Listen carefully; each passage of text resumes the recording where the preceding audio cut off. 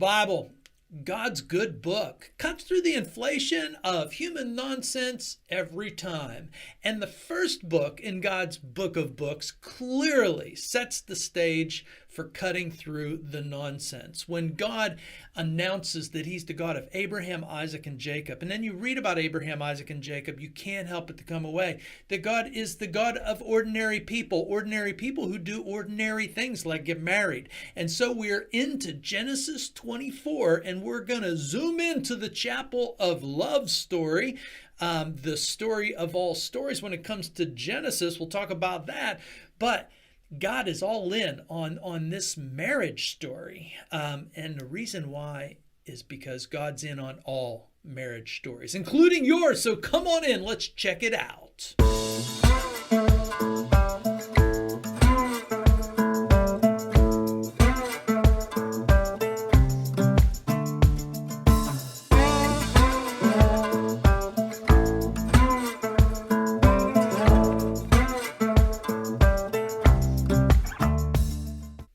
If only people read the Bible better, oh, what a world we would live in. That's our hope at the Biblical Channel. Welcome. We're glad that you're here, but we just want to help people read their Bibles better, and to make sure that you're seeing what you should see so that you really can ring the chamois of this life to the best of your ability. And that's God's desire for all of our lives, is that we would be able to ring the chamois of this life to the best that we possibly can. God has all the right moves for us in this world. So anywho, when it comes to reading the Bible, that's just what we do here at the Biblical Channel. We read the Bible, talk about the Bible. We encourage people to, like that song says, have a beer and talk about God. Have a glass of wine, talk about God. Just talk about God and sound like the smartest person in the room when you do that. We don't want any credit here. We just want to help you and everybody else sound like the smartest person in the room when people do start talking about God. Anyhow, reading the Bible. I was thinking to myself that reading the Bible is a bit like wine tasting. And the fact is I can't do it because I'm just a dumb old cracker redneck, hillbilly kind of guy. But I'm always impressed by people who can. And I've been, a lot of my friends can do it very well. And a lot of my friends have wine cellars that are worth probably more than my house. But nonetheless, it's very impressive when people can, take a look, take a smell, and take a sip. And then there's so much to talk about. There's the wood of the barrel, and what kind of wood and, what kind of aging process was going on, and the fruits that were used, and the nuts, blah, blah, blah, blah, blah, blah, blah. To cracker hillbillies like me, it's just alcoholic grape juice. I know that's a terrible thing to say, but I am impressed by people being able to sort out all of these things and have so much to talk about whenever they're just drinking a glass of wine. They can tell you so much about it. So that's pretty cool. And that reminds me of how the Bible works as well, especially like when we get to a passage like Genesis 24. Like many other passages in the Bible, it just looks like another boring old story, blah, blah, blah, blah, blah, blah, blah. But here's the facts. The facts is our stories are fairly boring too, and we're just not willing to admit it. But we end up treating the Bible much like, the wine tasting. We for a lot of us, we just say blah blah blah blah, nothing to see here, like I do at a wine tasting party. I can't do it, but I do like listening to what you're doing. But what we're trying to do here is to take the time with the Bible, just like we do with wine. Give it a good look, swirl around and look at it and whatever you're doing there, to give it a good smell, just to take your time with it. And then finally, when you put it to your lips, just take a little sip and then try to work out how to detect all the different kinds of stuff that went into the making of this fine, fine story. The reason why I'm thinking about this is because Genesis 24 has an interesting feel to it. It's a really long, drawn-out story, and it is smack dab in the middle of the Bible, in the book of Genesis. So Genesis 24, we're like right in the heart of the whole book, the book of Genesis, and it is the longest single story in the book of Genesis. And so what does that mean? Because honestly, it's a boring story to most of us because we're narcissists, but it does come away as a lot of details. And why would you invest so much space? Because let's be honest, the space in ancient writing was very expensive space, and so this story is in the middle, which is part of our wine tasting. Taking a good look at it, it's situated right in the heart of the book of Genesis, and it's the longest single storyline of any storyline in the book of Genesis. What does that tell us? That tells us something, because the author has made a very careful selection of this story to occupy the heart and the soul of this book we call Genesis. Why is God so interested in Isaac and Rebekah's love story? I mean, God is making a plan to save the world here from Genesis chapter 12 on. Well, really, Genesis chapter 3 on. God has got to save this world, right? I mean, there's so much to do, so little time. And God seems to, take this extraordinary break and take a look at the tiny little affairs of what seems to be just a matchmaking story. And because it's not ours, it's hard to get interested in it. Could we possibly be blaming God for squirrel? My kids blame me for having that squirrel syndrome where I see something and I get distracted. Has God gotten distracted here? Is that what's going on? Well, turns out no. God is not distracted, and this story occupies the heart and soul of Genesis for good reason, and that's because it is a love story, and it turns out that God is all in on this love story, and it turns out that God is all in on all love stories, because God's plan to save the world is a love story. All right, well, that's enough for my intro. We're going to get on to this in a second. We always just simply pray the way the Lord Jesus taught us how to pray. Our Father in heaven, hallowed be your name. Your kingdom come, your will be done on earth as it is in heaven. Give us this day our daily bread. Forgive us our debts as we forgive our debtors. Lead us not into temptation, but deliver us from evil. There's the rub. Thank you, Lord. Anyhow, let's read this thing, and then let's try to look at it and smell it and taste. What are the nuggets that God would have in this story for us to talk about and for us to digest and think about? That's our task. That's our quest. And we are going to read it. I was very tempted to not read this or make some sort of abbreviated text, but the whole point of this text is that it is a long text and it occupies center stage in the book of Genesis. And so it seemed counterproductive for me to say I wasn't going to read it. So if you've read it on your own and you don't like my reading, that's cool. Hit the fast forward button for the next 10 minutes. That's about what it takes.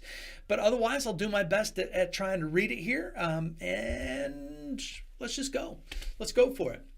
Now, Abraham was old, well advanced in years, and the Lord had blessed Abraham in all things. And Abraham said to his servant, the oldest of his household, who had charge of all that he had, put your hand under my thigh, that I may make you swear by the Lord, the God of heaven and the God of earth, that you will not take a wife for my son from the daughters of the Canaanites among whom I dwell, but you will go to my country and to my kindred and take a wife for my son Isaac.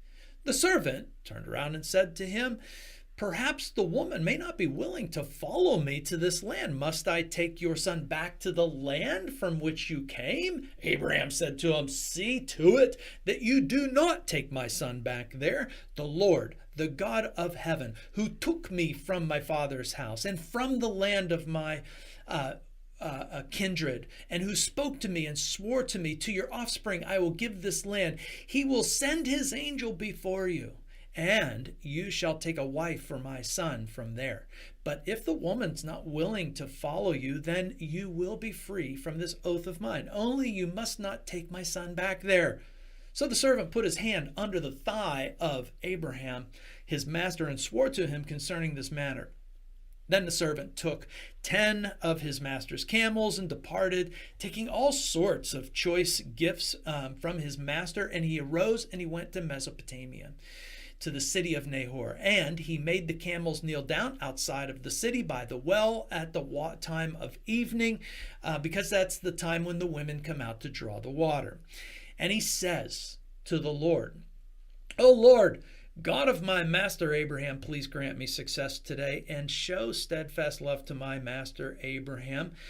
Behold, I am standing by the spring of water, and the daughters of the men of the city are coming out to draw water. Let the young woman to whom I say, please let down your jar that I may drink, and who shall say, drink, and I will water your camels. Let her be the one whom you have appointed for your servant Isaac. By this I shall know that you have shown steadfast love to my master."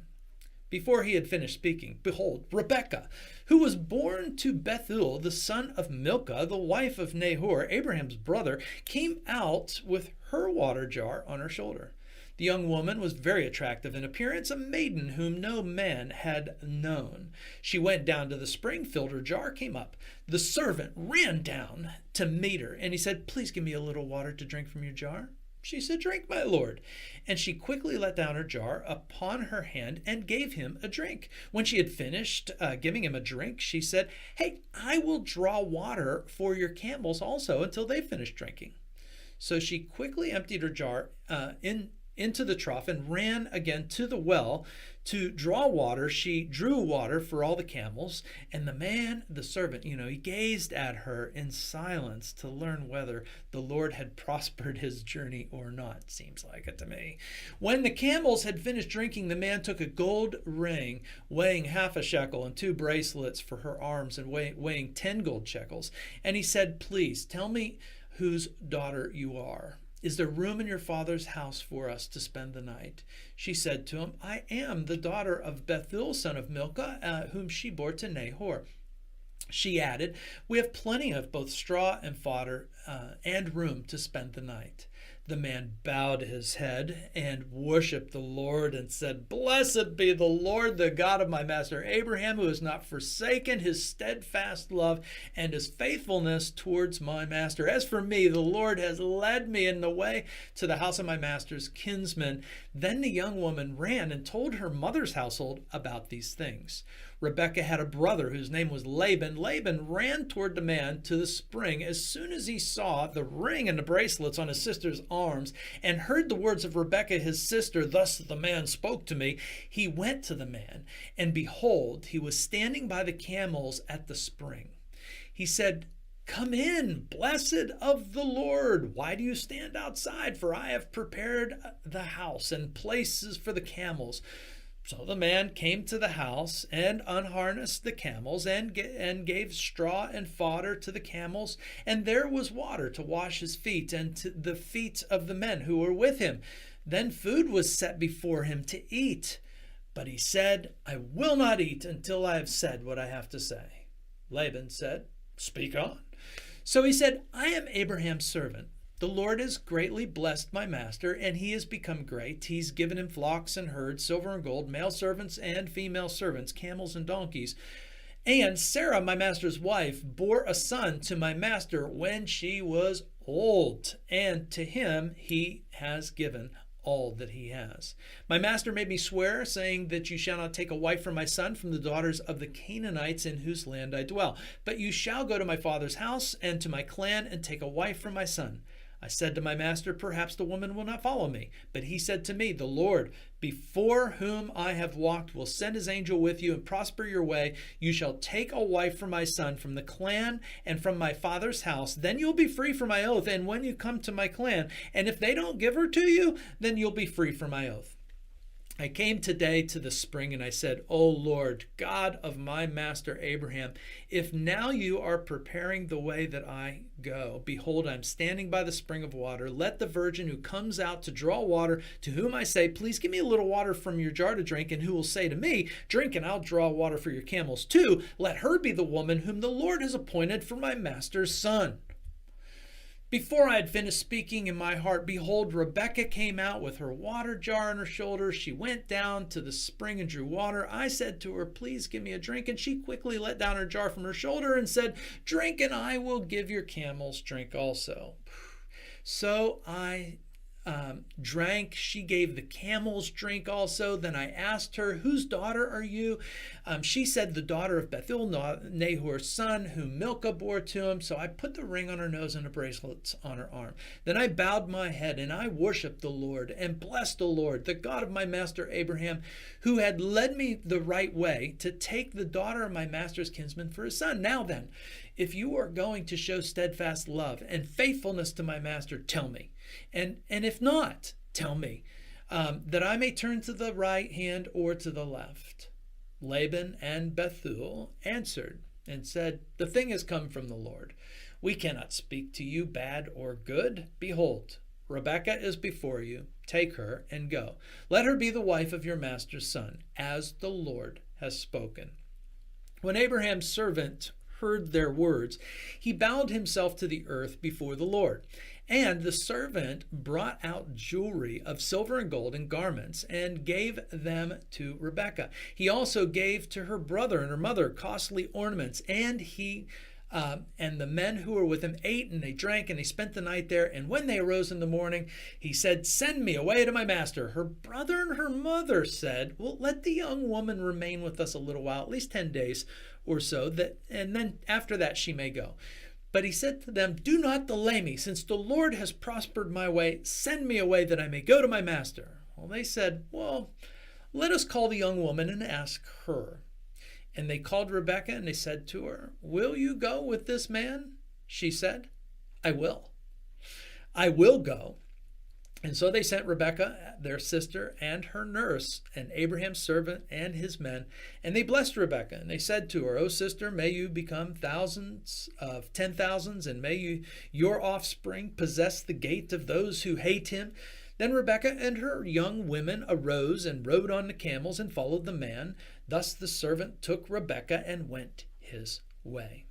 Now Isaac had returned from Beer Lahai, and was dwelling in the Negeb, and Isaac went out to meditate in the field towards evening, and he lifted up his eyes, and he saw, behold, there were camels coming. Rebekah lifted up her eyes, and when she saw Isaac, she dismounted from the camel, and she said to the servant, who is this man walking in this field to meet us? And the servant said, it is my master. So she took her veil and covered herself. And the servant told Isaac all the things that he had done. Then Isaac brought her into the tent of Sarah, his mother, and took Rebekah, and she became his wife. And he loved her. So Isaac was comforted after his mother's death. Woo! Long reading. Praise be to God for his words.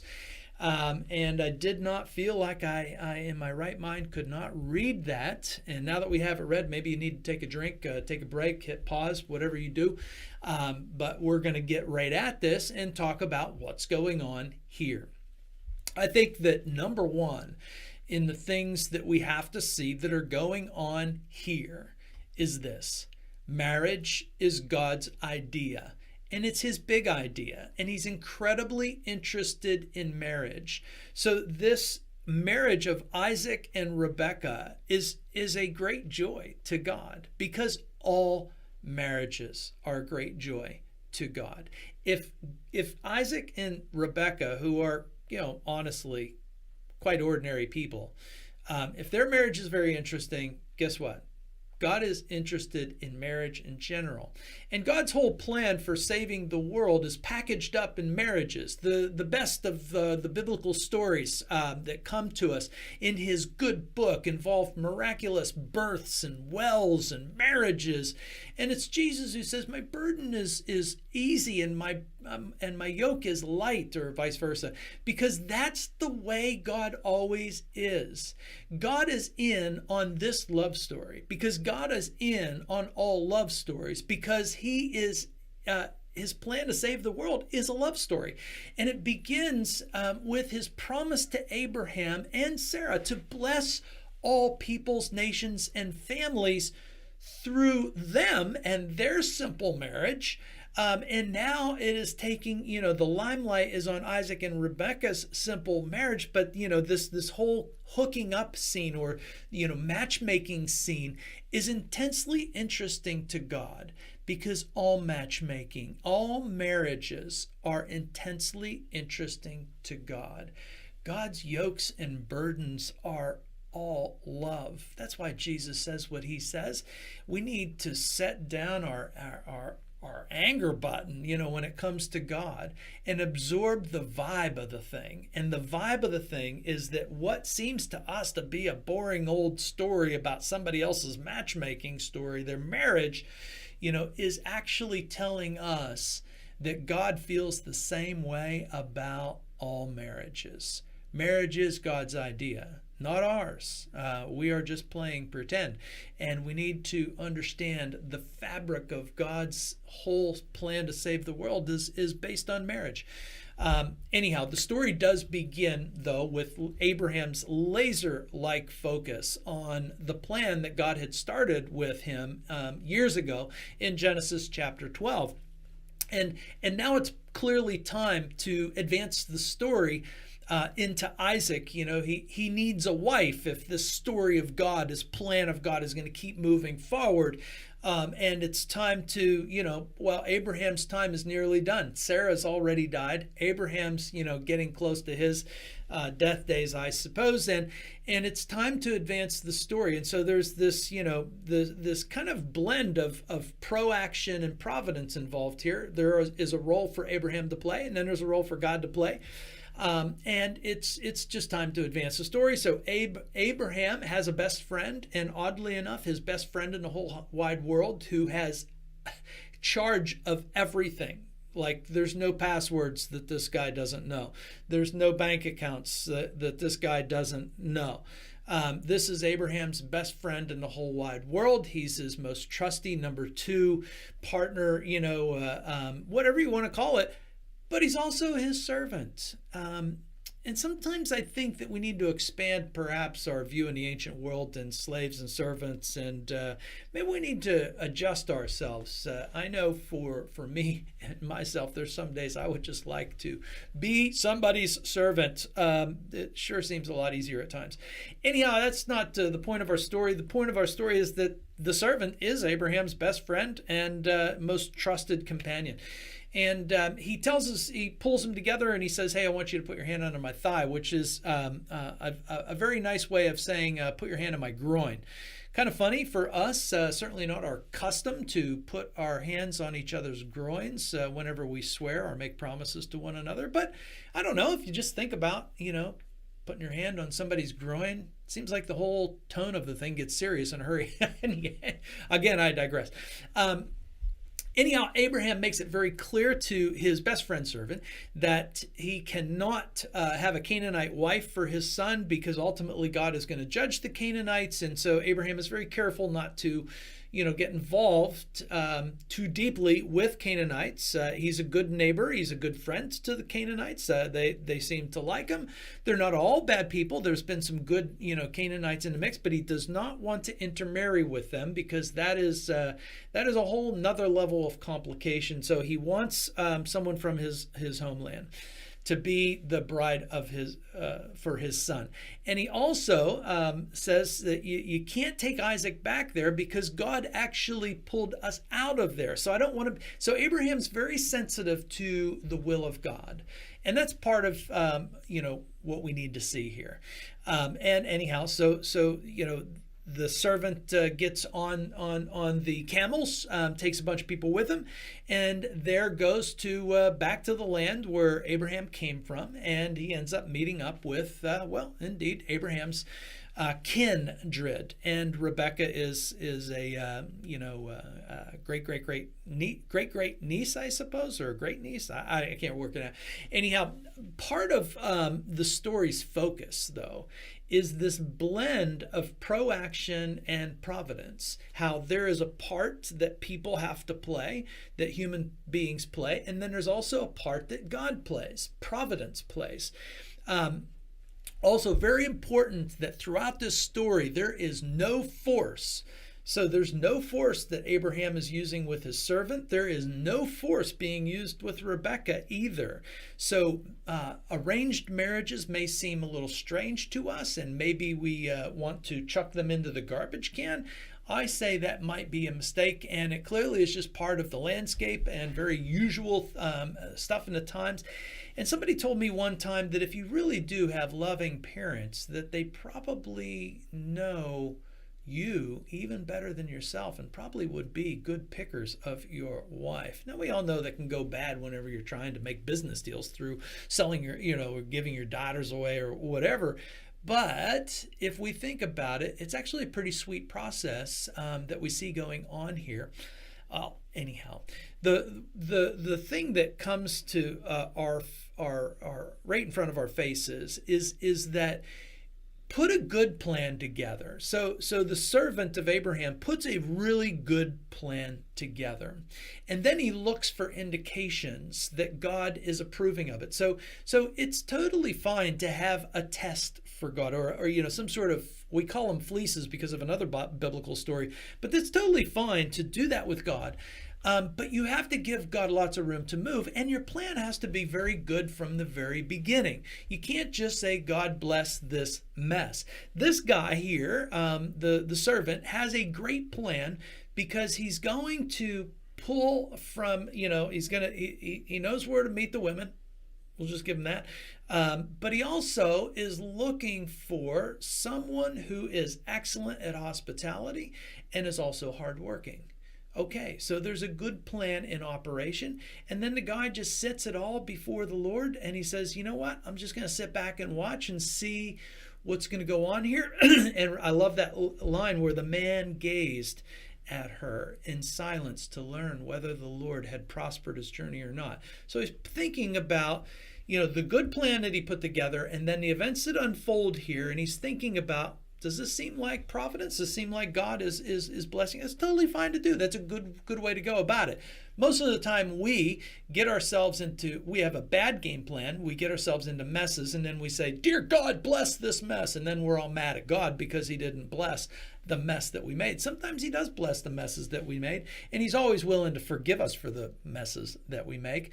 Anywho, we're quite fickle. God's not. So let's just move towards the look, the smell, the taste for yourself, components that are going on in this story. So first of all, I think we have to look at the characters in this story because they're important. We have Abraham. And as a character, Abraham is moving God's plan forward. He's moving the ball to Isaac. And so we should expect that we're now going to get Isaac into the scene of how God's plan is going to move forward, that will eventually lead to Israel and its development, and it will lead to Jesus Christ and his birth and his death and his resurrection. But let's not get our head. But Abraham is moving the storyline. He's doing his part. Then there's Isaac.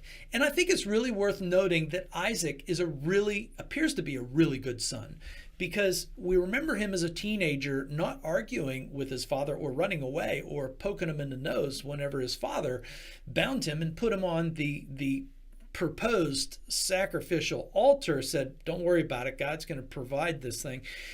He went along with that. And here it's no big surprise that he's really, really comfortable with his father making arrangements for his wife.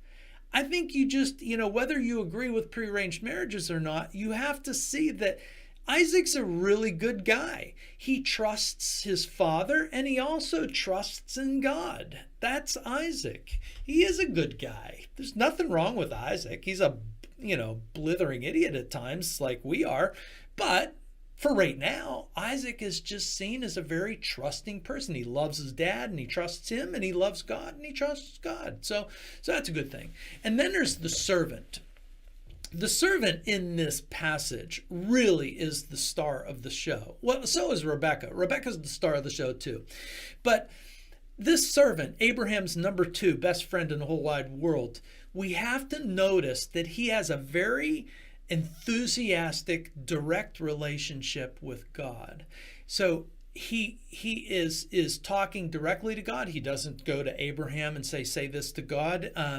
And it's very clear that this guy is very enthusiastic about the relationship that he has with God. And he also seems to understand very clearly that it's important to give Abraham credit in God's story. So he continually gives credit to Abraham, but he also, and it seems like he considers himself a child of Abraham. He's a directly connected to Abraham, but he's also, very comfortable in very enthusiastic about his direct relationship with God. And I would say that's the same for all of us, right? Because I consider myself a child of Abraham, but I also consider myself a child of God. When I say I'm a child of Abraham, I am giving God the honor of saying, yeah, you say that you're the God of Abraham, Isaac, and Jacob, who eventually leads to Israel, who eventually leads to Jesus, that I'm saying, I am your child because of the game plan that you've put together. Yeah. And so this servant is the star of the show because he is a man of great faith on his own. And if the number two guy is a man of great faith in Abraham's household, which we know is a big household, then guess what? Abraham's, impression in the world was good, that he opened, the spotlight onto God with all of his household, everybody, including the servants who were with it, and invited them to trust and love God just the way that he was. And it seems like they do. Worth our noting. Anyhow, then there's Rebekah. And honest to God, Rebekah is just good people. Obviously, hospitality matters to Rebekah.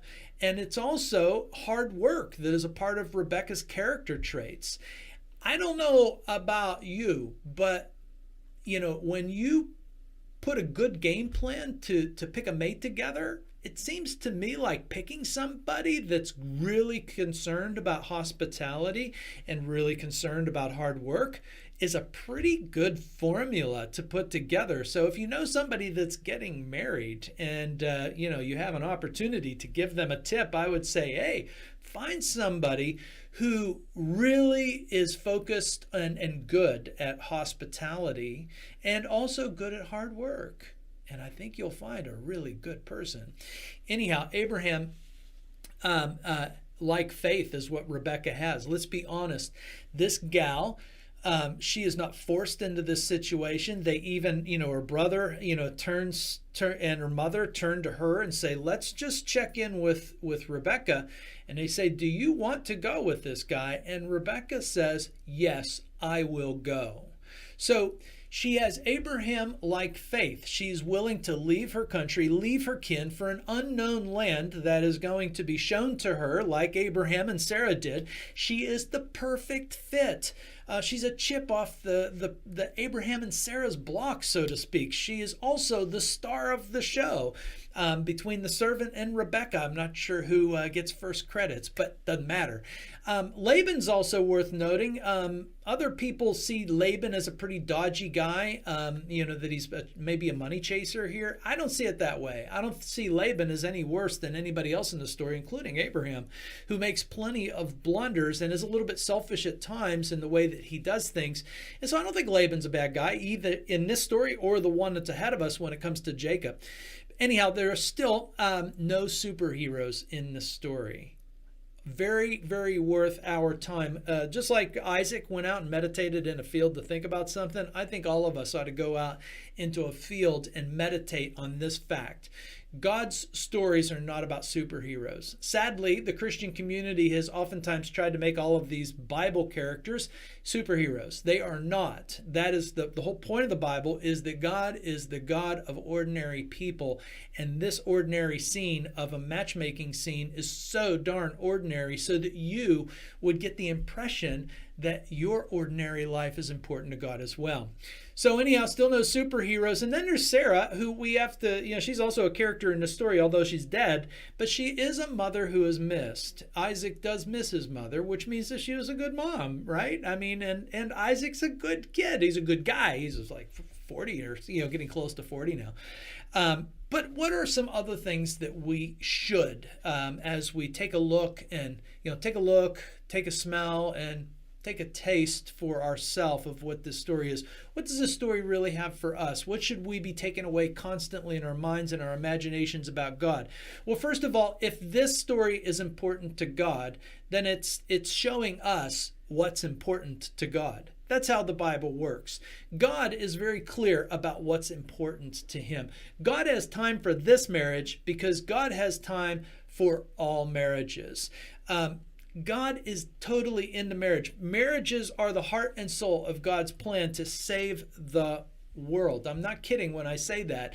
God is not interested in governments. God is interested in families. And so God's idea for marriage is about mission, getting on board with mission. And so from the very first pages of Genesis, the mission of God is for couples to fill, and moms and dads to fill and multiply the earth with godly families. And so, mission is a part of God's idea for marriage. And companionship is too, sex, we're going to see that, we'll talk about sex in a minute, but, companionship, good mate, steadfast love, that kind of thing is the heart and soul of marriage that God has. It's not good for man to be alone, remember.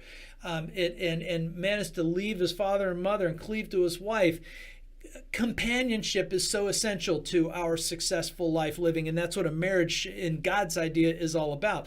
And then there's holiness. We are to protect each other. We're supposed to support each other. We're supposed to keep each other from making blunders, which we're not always very good at, but that is part of God's idea for marriage. And also, it is government. This is where God rules from. God rules from marriages. God does not rule from the United States of America. God does not rule from England. God does not rule from China or Russia or any other place in the world. God's going to reach all the nations of the world through families, through marriages. And that is the essence of God's game plan. So anyhow, marriages, all marriages, like this marriage matchmaking scene, are also a blend of our good choices, other people's input, and God's providence. So this whole scene starts off with the servant making an incredibly good set of rules for how he is going to choose a bride. And I will say that is a great set of rules for all of us, and probably pretty typical of what most of us are looking for. I know it's exactly what I was looking for. When I saw that my wife might be available, I was excited because I saw hard work and I saw hospitality. That looked like the fabric to success. And there's my wedding tattoo. I was with a guy one time who he looked at it, he says, "That's your wedding tattoo." I said, "Yeah," and his wife was there, and they've been married for like 20 years. He said, "I don't think we're ready for a wedding tattoo." That cracked me up. Anyhow, listen, all of our marriages, what this passage is teaching us should be start with a great choice. Don't make a poor choice. Take your time, make a good choice. Look back and stare at people, and if it's going sideways, note that and get away. Start again. But anyhow, marriage starts with good choices in who we're going to be married to. And it also involves others' input. We may not be comfortable with somebody else picking our bride for us, but when we get other people's input, that's a very important part of our marriage choice as well. Getting other people's inputs and reading into their lives, is all part of it. And then on top of all of this is God's providence. Every single marriage, no matter how many good choices you made, it was God that was in it all along. And here's the thing. I have married quite a few people at this point in time. And I will tell you that every couple that has stood in front of me and talked to me about their marriage, they are definitely convinced that they made a good choice, but they're also very convinced that God is in this thing, and that's why they're standing in front of me. And God is in the marriage. God is in every marriage. And he gives us the tools for success in our marriages. And every marriage can be a success if we just put the God tools that he gives us into play. Steadfast love, forgiveness, forbearance. This is the kind of thing. Go back and check out my God's Idea for Marriage talks that I did before. But anyhow, every single marriage is important to God. I remember when I first became a Christian and it dawned on me that the most important thing that God is looking out of me is my marriage. And I lost interest in a successful company that I was running. I thought that that's the kind of thing that God would, be most impressed with. And when I figured out that God's not impressed with my successful company, that he's impressed by my ability to be a husband, it changed my life and it changed my world. Rest assured, your marriage is so, so important to God, and it's instrumental to God. It's meaningful in God's plan to save the world. I know it doesn't seem that way, but Isaac and Rebekah are a couple of nobodies right smack in the middle of God's plan to save the world, and they're not going to have big accomplishments. That should tell us something about our own marriages and how God will use our tiny little lives and our ordinary lives to do big things, but to make our marriages really good. And the other thing that the passage really does tell us is that sex is what starts the marriage. Yeah. So, Isaac brought her into the tent of Sarah, his mother. Interesting. But he took Rebekah and she became his wife. He goes into the tent with Rebekah. Mom's dead, so she's not there. And he comes out and she's his wife. Guess what they did in the tent? Yeah, they had sex. You see, sex starts a marriage. And that's God's good idea for sex, is that sex not only starts a marriage, but sex is a great, wonderful thing to keep the marriage together and to keep this very new thing that has been formed, from two, now is one. And it's a spiritual thing that God does for us. He gives us this wonderful gift, for moms and dads to have a loving relationship with each other. For husbands and wives, a man shall leave his father and mother and cleave to his wife, and the two shall become one flesh. Every marriage can be a success to God, and God is into every single marriage, and it is up to us to take our marriage as seriously as God does. God is all over your marriage, just like God is all over Isaac and Rebekah's marriage. We have to see it that way. There's no other way.